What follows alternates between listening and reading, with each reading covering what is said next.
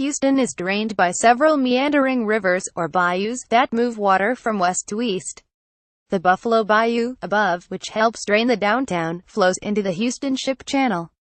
Josh Hayner, The New York Times. Houston, the mayhem that Hurricane Harvey unleashed on Houston didn't only come from the sky. On the ground, it came sweeping in from the Katy Prairies some 30 miles west of downtown. Climate change is threatening to push a crowded capital toward a breaking point. Water drains naturally in this stretch of Texas, or at least it used to. At more than 600 square miles, Houston has grown to be as big as Chicago, Cleveland, Detroit and Philadelphia combined, a giant spread of asphalt smothering many of the floodplains that once shuttled water from the prairies to the sea. When finished, the newest road to ring the city and propel its latest expansion, called the Grand Parkway, will encircle an area equivalent to all of Rhode Island. For years, the local authorities turned a blind eye to runaway development. Thousands of homes have been built next to, and even inside, the boundaries of the two big reservoirs devised by the Army Corps of Engineers in the 1940s after devastating floods. Back then, Houston was 20 miles down, its population 400,000. Today, these reservoirs are smack in the middle of an urban agglomeration of 6 million. Many of the residents living in and around the reservoirs didn't even know they slept in harm's way, until the water came pouring in from the prairie during Harvey. The story of Harvey, Houston and the city's difficult path forward is a quintessentially American tale. Time and again, America has bent the land to its will, imposing the doctrine of manifest destiny on nature's most daunting obstacles. We have bridged the continent with railways and roads, erected cities in the desert, and changed the course of rivers. Built on a mosquito-infested Texas swamp, Houston similarly willed itself into a great city. It is the country's energy capital, home to oil and carbon-producing giants, to the space industry, medical research and engineers of every stripe. Its sprawl of highways and single-family homes are a post-war version of the American dream. Unfortunately, nature always gets the last word. Houston's growth contributed to the misery Harvey unleashed. The very forces that pushed the city forward are threatening its way of life. Sprawl is only part of the story. Houston is also built on an upbeat, pro-business strategy of low taxes and little government. Many Texans regard this as the key to prosperity, an antidote to Washington. It encapsulates a potent vision of an unfettered America. Harvey called that concept into question. It may have been an unusually bad hurricane, dumping trillions of gallons of water in a few days, even more to the east of the city than to the west, in the prairie, and setting all kinds of records. But it was also the third big storm to slam Houston in 3 years, dispelling any notion that Houston should expect more of the same. Buildings damaged by Hurricane Harvey. Thousands of buildings in Houston were damaged both inside and outside the official floodplain. Properties with flood damage in Hurricane Harvey. Buildings damaged by Hurricane Harvey. Thousands of buildings in Houston were damaged both inside and outside the official floodplain. Properties with flood damage in Hurricane Harvey. Buildings damaged by Hurricane Harvey. Thousands of buildings in Houston were damaged both inside and outside the official floodplain. Properties with flood damage in Hurricane Harvey. Buildings damaged by Hurricane Harvey. Thousands of buildings in Houston were damaged both inside and outside the official floodplain. Properties with flood damage in Hurricane Harvey. Climate change holds a mirror up to every place its impact is felt. Global warming may not specifically have caused Harvey, any more than a single Major League home run can be attributed to steroids. That said, scientists have little doubt that climate change is making storms worse and more frequent. The floods that ravaged Houston on Memorial Day in 2015 and in April of 2016, now called the Tax Day flood, left behind billions of dollars in damage. Coming right after those events, Harvey has led even some pro-development enthusiasts to rethink the city and its surroundings. Harvey caused me to look differently at the world we live in, said Judge Ed Emmett, the chief executive of Harris County, which encompasses Houston and much of the Katy Prairie. A self-described traditional Republican and big backer of the Grand Parkway, Judge Emmett had planned on spending his twilight years in public service saving the Houston Astrodome from demolition. Harvey altered that. Now he thinks his mission is to protect the entire region. Three 500-year floods in 3 years means either we're free and clear for the next 1,500 years, as he put it, or something has seriously changed. After every natural calamity, American politicians make big promises. They say we will rebuild. We will not be defeated. Never again will we be caught unprepared. But they rarely tackle the toughest obstacles. The hard truth, scientists say, is that climate change will increasingly require moving, not just rebuilding, entire neighborhoods, reshaping cities, even abandoning coastlines. Resettling neighborhoods, making certain places off-limits to development, creating dikes and reservoirs is difficult, both financially and politically. It takes longer than most election cycles. Memories fade. Inertia sets in. Residents just want to get their lives back to normal. Politicians want votes, not trouble. After Hurricane Katrina in 2005, New Orleans, for better and worse, used its cataclysm as an opportunity to reboot, not just fixing levees but overhauling public schools, hospitals and many neighborhoods. It was a wrenching process. The mere suggestion of moving people out of vulnerable neighborhoods set off bitter protests, causing the city to back down from some of its most sweeping proposals. Texas after Harvey is no different, and perhaps even less prepared to change. Like the rest of America, it is deeply divided between urban and rural, Democrat and Republican. Houston is a blue city with a black mayor in a bright red state.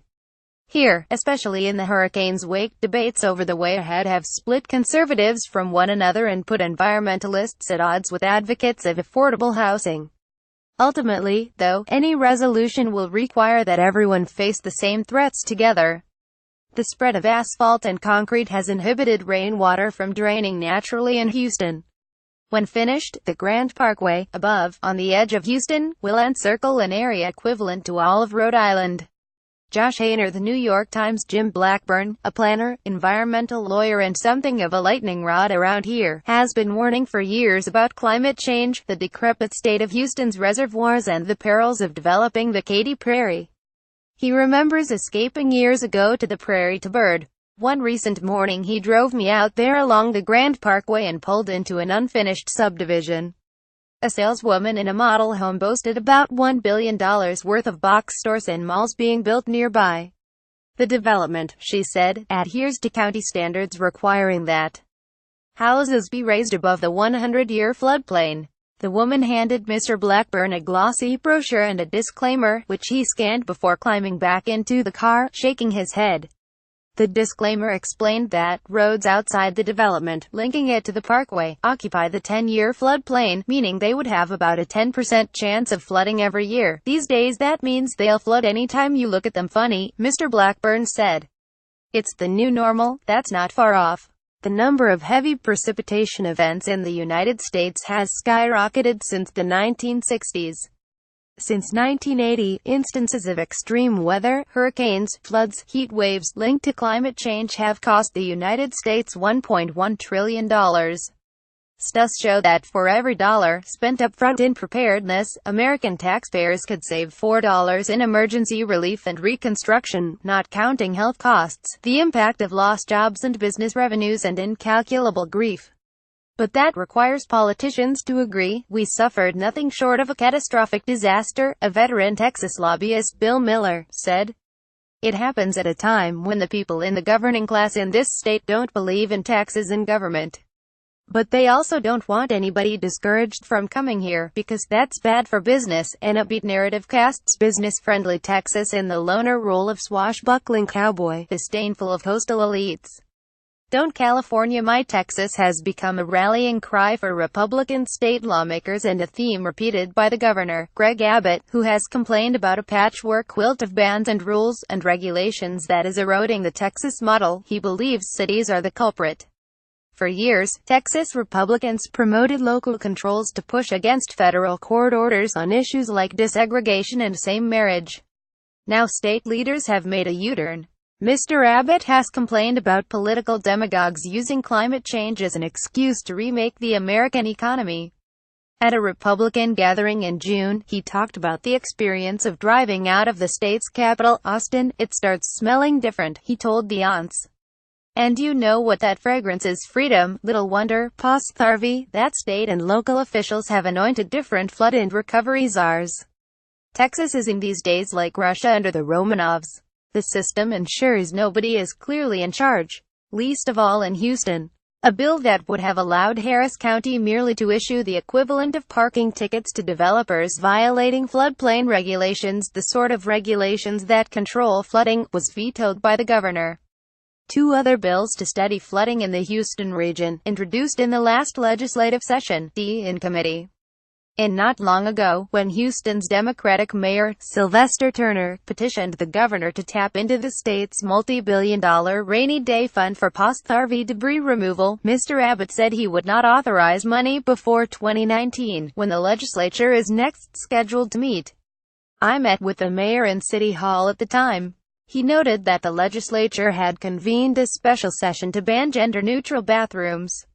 If they can meet about toilets, why can't they meet when the toilets overflow? One frustrated city official said, before Mr. Abbott came up with $50 million from a separate fund to stem growing criticism.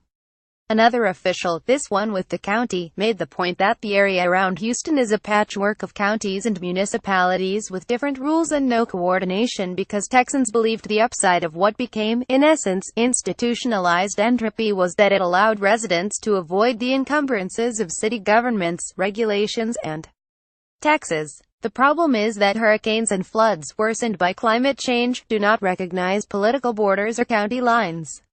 Their toll is shared by everyone. The latest estimate from Moody's puts recovery from Harvey at $81 billion, much of which will end up paid by taxpayers across the United States. The whole Trans-Mississippi Pioneer enterprise was in fact brought to you by the federal government, says Stephen Kahn, a historian and author of Americans Against the City, The Hypocrisy of Senator Ted Cruz, Republican of Texas, resisting federal aid to the New York region after Hurricane Sandy but then requesting it for Texas after Harvey, is in fact part of this same history. Houston's unregulated sprawl, Mr. Kahn added, gives physical form to this politics of decentralization and anti-statism. Bruce Hooper, outside his home in Kashmere Gardens in Houston, would like to move but has no place to go. Josh Hayner, the New York Times, residents in some neighborhoods, like Bear Creek Village, had no inkling they lived in harm's way before Hurricane Harvey. Josh Hayner, the New York Times, many neighborhoods in Houston are still piled with debris from the storm. Josh Hayner, the New York Times, after criticism from Houston's Mayor, Gov. Greg Abbott of Texas, provided $50 million to help with cleanup. Josh Hayner, the New York Times, one estimate puts recovery from Hurricane Harvey at $81 billion, much of which will end up shared by taxpayers across the country. Josh Hayner, the New York Times, a Houston selling point. It's not New York at the same time. Houston is in many ways a forward-looking, progressive city. Before it elected Mr. Turner, it elected a mayor who was a lesbian. The city is enthralled to cars and highways and has precious little mass transit, but the municipality of Houston relies more on renewable energy than any other big city in America. Houston has more green space, relative to paved, than New York. And what many Houston residents like about it, its supporters say, is precisely that it isn't New York or San Francisco or Boston. They insist that its business-friendly, light regulations approach helps account for a big rise in employment since 2000. A report by the city's Center for Opportunity Urbanism, a pro-development organization, which cautions against overreacting to Harvey, said the city emanates a conviction that people should have the freedom to determine their destiny. Houston's sprawl, and its dependence on the automobile, contributed to the misery that Hurricane Harvey unleashed. Josh Hayner, the New York Times. Thomas Cole, director of the McGovern Center for Humanities and Ethics at the Texas Medical School of Houston, recalled how, during the 1960s, business leaders and politicians conspired with media executives to desegregate Houston quietly, seeing the turmoil that desegregation was causing elsewhere in the South. Decades later, Houston boasts of becoming the most diverse big city in the country, with comparatively low housing costs that translate to higher levels of minority homeownership.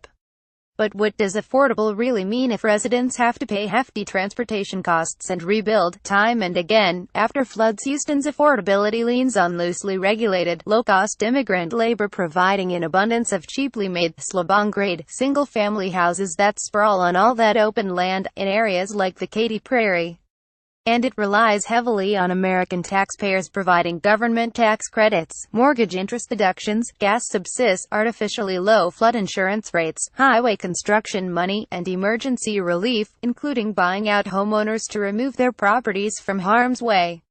Harris County officials say they have received as many requests for buyouts since the Hurricane 3000 as there have been buyouts since the mid-1990s. Harvey turned out to be an equal opportunity disaster. In Ireland, an affluent district where Buffalo Bayou burst its banks, Steve and Julie Sachs' house flooded for the third time in 3 years. They are among the homeowners hoping for a buyout, but I'm not counting on one, Mr. Sachs told me. Buying out rich homes to repurpose vulnerable areas like Ireland for flood detention, as Mr. Sachs notes, would require loads of money and remove valuable properties from tax rolls in a county that relies on property taxes. Bruce Hooper would move, too. During Harvey, he woke up to crackling when floodwaters started to seep into his appliances and electrical outlets. Mr. Hooper lives in a poor area called Kashmir Gardens. I found him sitting on a tattered lawn chair outside the shell of his tumble-down rental. An unemployed former Parks employee, Mr. Hooper told me that he and his family of 5 had to be airlifted out by the Coast Guard after a detention pond overflowed and water inside the house rose from ankle to chest high in an hour. He would live elsewhere, he said, but like many others without flood insurance or savings, we got nowhere else to go. Andy and Christine Cahan inside their damaged home in Bear Creek Village. Welcome to the war zone, Mr. Cahan said. Josh Hayner, The New York Times, is for Andy and Christine Cahan. They were among thousands who had no inkling they were especially vulnerable before Harvey. The Cahans own a single-story home in a middle-class neighborhood, Bear Creek Village. The damn did us in, Mr. Cahan said. The Cahans' home was among those houses flooded by the reservoirs, which Harvey for the first time filled and threatened to overflow. Christine Cahan and her husband had lived for 28 years in their house without a flood. Now Ms. Cahan said she would entertain a buyout. A part-time real estate agent, she advised his clients to think twice about buying any home that flooded. Hers is now one of them. But Mr. Cahan says they will stay, for the time being. I'm not a skeptic about climate change, he told me. It defies logic not to believe something is going on. I asked how that lined up with his desire not to leave Bear Creek. Harvey was an exception, an act of God, he said, then added, I know it doesn't make sense. But I'm an optimist, at least, I am until the next flood. Andy and Christine Cahan's house in Bear Creek Village. Josh Hayner, The New York Times. Will Houston be any more ready by then? One afternoon I biked with Guy Hagstead around Buffalo Bayou Park. Mr. Hagstead is Director of Parks and Civic Projects for the Kinder Foundation, which underwrote much of the $75 million downtown park. We met at Allen's Landing, where the Buffalo and White Oak bayous converge before flowing into the Houston Ship Channel. The Allen brothers were real estate swindlers from New York who founded Houston in 1836. After oil turned up beneath the muck and clay, they seemed like prophets. Harvey burst the tall banks of Buffalo Bayou Park, flooding the city's theater district and city hall. It collapsed riverbanks and left dunes of silt that buried pedestrian paths, playgrounds and fields. This will take a lot more than tweaking, Mr. Hagstead told me. He meant not just repairing and fortifying the park but also adapting Houston to the new normal. For starters, that will require fresh numbers. Harris County demands that new developments retain enough rainwater on site to neutralize the effects of a 100-year storm. But those 100-year numbers date back years. They are based on mitigating a storm that averages 13.2 inches of rain in 24 hours. Harvey brought 25.9 inches in 24 hours. The Memorial Day flood dropped 11 inches in 3 hours. The Tax Day flood dumped 17 inches in 12 hours in the Katy Prairie. We need to get climatologists, politicians and policymakers talking to each other, Jeff Lindner told me. If they're not. As meteorologist for the Harris County Flood Control District, Mr. Lindner spent 5 sleepless days and nights during Harvey as an unshakable, tousled expert in a blue, button-down shirt, going on television and providing Houstonians with useful information. We met at the Flood Control District office one morning. There's little question the earth is warming, he said, adding as a qualifier regardless of whether it's a natural cycle or human-induced, hotter air holds more moisture. And so for Harris County that means the potential for more extreme events. Mr. Lindner's concern, he said, is that by the time policy is in place it will already lag behind the latest information, considering that most people whose homes flooded had no flood insurance. Getting everyone to buy it might solve one problem, but would increase another. We ought to call federal flood insurance what it actually is, as Phil Bent, an engineer and colleague of Mr. Blackburn's at Rice, put it. It is subsidized floodplain development. The Netherlands, the global gold standard for water management, does not offer a national flood insurance program for just this reason. Mr. Blackburn tells a story about a local hero, Jesse Jones, the former Secretary of Commerce, who helped secure federal funds for the ship channel. In 1929, Mr. Jones convinced fellow Houston bankers to put aside reserves of cash that prevented city banks from failing in the Depression. What may save Houston today, Mr. Blackburn said, is another common-sense strategy involving stricter controls and infrastructural investments that somehow let state Republicans acquiesce behind closed doors but beat their chests in public. The worst flood has not yet occurred, Mr. Blackburn noted. A hurricane that pushes a massive storm surge from the Gulf of Mexico into Galveston Bay, up the ship channel, could overwhelm refineries and unleash a toxic tsunami, killing many and rattling the national economy. The judge and mayor are among those talking about a so-called Ike Dike, named after Hurricane Ike in 2008, which killed dozens in Texas. It would be a massive sea gate that could block a surge. The scale and engineering would be Texas size. The cost would be, too. It's hard to imagine that happening in the current political climate, Washington's included, when so little gets done. Looking back, should we have spent more to avoid some of the flooding? Judge Emmett asked, rhetorically, when we met in his office. Sure. Did taxpayers want to pay more to do those things? No, we need a whole new structure of governance, he insisted. We've built in watersheds, paved roads and highways because we don't have mass transit. Inevitably, it all catches up with us, the judge said. Mother Nature has a long memory. Urban sprawl is only part of the story of Houston. The city was also built on an upbeat, pro-business strategy of low taxes and little government. Josh Hainer, The New York Times.